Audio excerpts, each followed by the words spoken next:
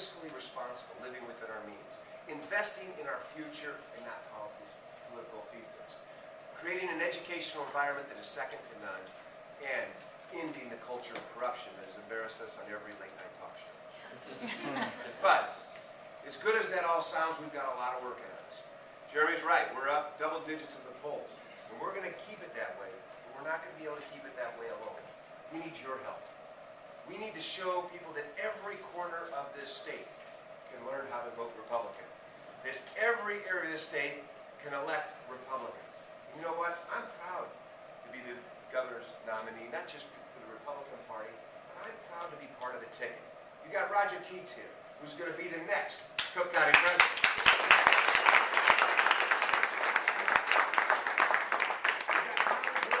Races. We've got state legislative races in both the Senate and the House, and I'm looking forward to seeing these young men and women and these more mature men and women play a role in state government. We've got a great statewide ticket with Mark Kirk at the top of the ticket, Jason Plummer, my lieutenant governor candidate, Steve Kim, Robert Enriquez, Dan Rutherford, and Judy Bartopinka. And I want to tell you, not only are we going to win all those races, but I believe we're going to hold on to Mark Kirk's congressional seat and pick up 4 net gain congressional seats in the president's home state of Illinois.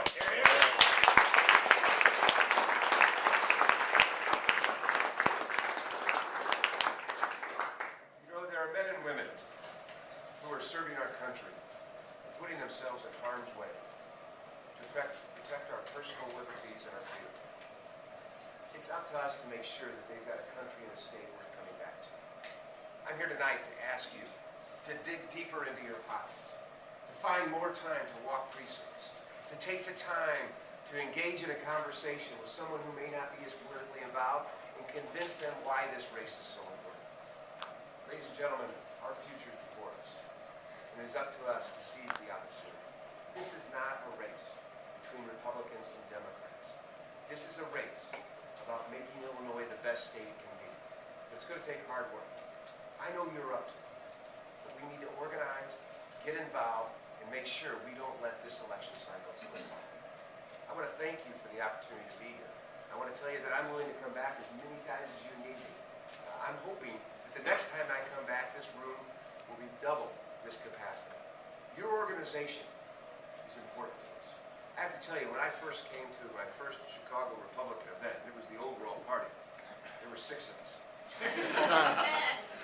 The young Republicans, the college Republicans, the Central Committee here, you are doing a great job. I don't want to diminish the fact that you've already rolled up your sleeves and worked hard. I just want to give you the energy and excitement to know that if we continue to push, we will win races. We will make Illinois the best state in the nation. Thank you for letting me be here. God bless you all.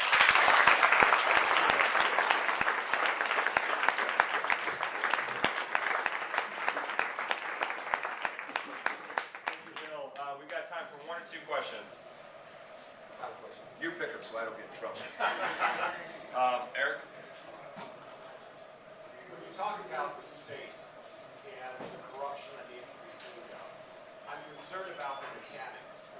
And I bring this issue here, and I won't mention the specific agency, but I spoke to Darlene Sanger's office several weeks ago in reference to one of the state agencies that's funded by us, the taxpayers. And I explained at the time the issues and then asked for time to speak on the floor of the General Assembly to address the matter. I, as a private citizen, was told I go before a committee. That's fine. However, the committees are closed for the remainder of the year.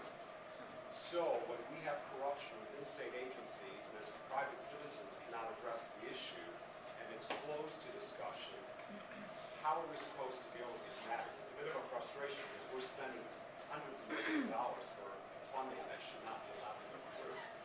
You talk about an illegal corruption?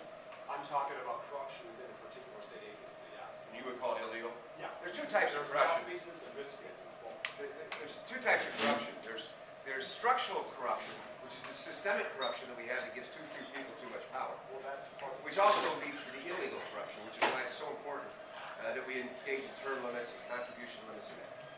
The illegal corruption, first of all, you feel free to go to the local authorities, be it the U.S. Attorney, be it the state's attorney, be it the Attorney General. Also, feel free to come to your legislator or a candidate, give us the information, we'll make sure it gets exposed, and push it as far as we can. There are rules in the legislative process that we adhere to. I don't know that we can change those, but we'll give you a voice and an avenue if you need that. Just share the information with us, I'll make sure it gets to where it needs to be done, so we can tackle it head on. Because they had said go through and speak to legal people, I said that's fine, but to frame the issue properly, it needs to go through the legislators and the executive powers, so. And we can do that. Committees still meet.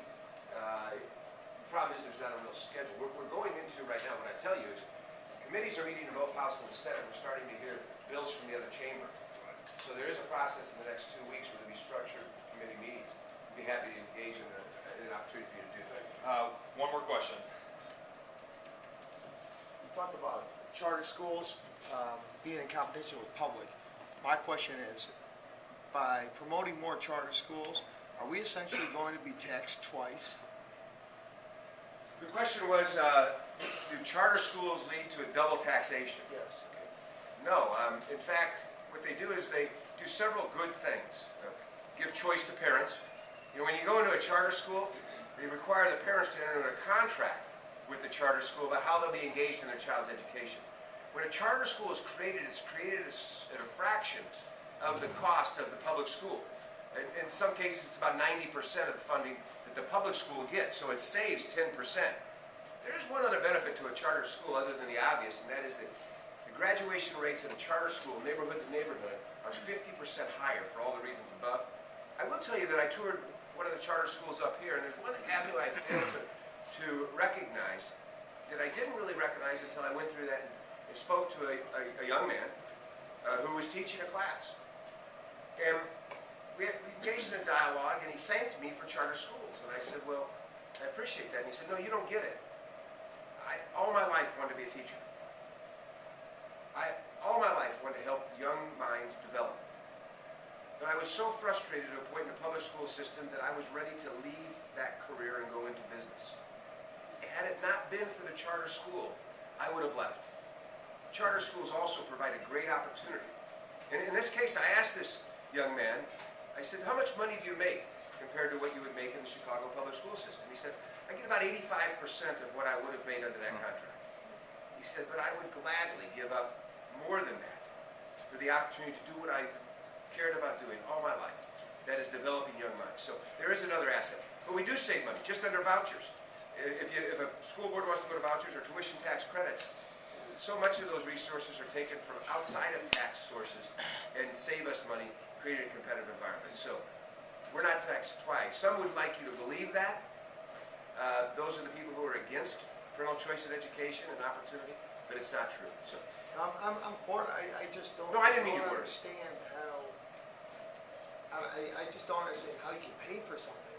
How you can set up a charter school and not cost anything. You're essentially providing the same thing. Right. Twice. Who pays for it? How does it get billed? what happens is the school district that you would have gone to, this might be spending $10,000 a student, they lose the $10,000 and $9,000 goes to the charter school if it's a 90% ratio.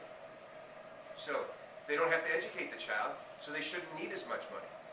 So that's the way the competition is provided. Okay? But I'm glad you're for it. Thank you Once very again, much. thank you all. God bless you.